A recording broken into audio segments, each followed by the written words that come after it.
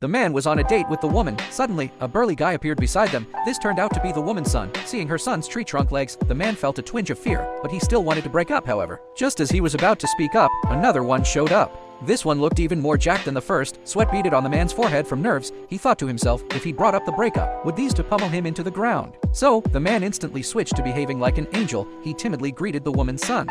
After the greetings, the two sons issued a warning. If he made their mom shed a single tear of sadness, they would make him pay. The man thought it over. Then, slowly, he rested his head on the woman's shoulder. He told himself this wasn't surrender out of fear. It was just a tactical retreat. A delay, of course. This was provided no one noticed the cold sweat on his face. The man was starting to regret renting himself out just to cover the bills. But what choice did he have? His two idiot roommates had put a hole in the wall, and this delay tactic? He would regret it for a long time. His original plan was to come clean during the first date, to tell her it was all a huge misunderstanding. He couldn't stand dating someone who could practically be his mother. But then, the woman got a sudden phone call. The person on the other end seemed to have scammed her. While it had nothing to do with him, hearing the vicious threats coming from her mouth still terrified him. After hanging up, she asked what he was about to say earlier. At that point, how could he dare tell the truth? He slowly leaned his head on her shoulder again, and said he wished time would just stop in this moment. If you ignored the tears in his eyes, the scene was almost romantic. And so, he continued tagging along with this family of three, even rode the merry-go-round together. If he married this woman, H gained two adorable sons. The woman happily wrapped her arm around the man's waist, and once more, the man shed tears of joy.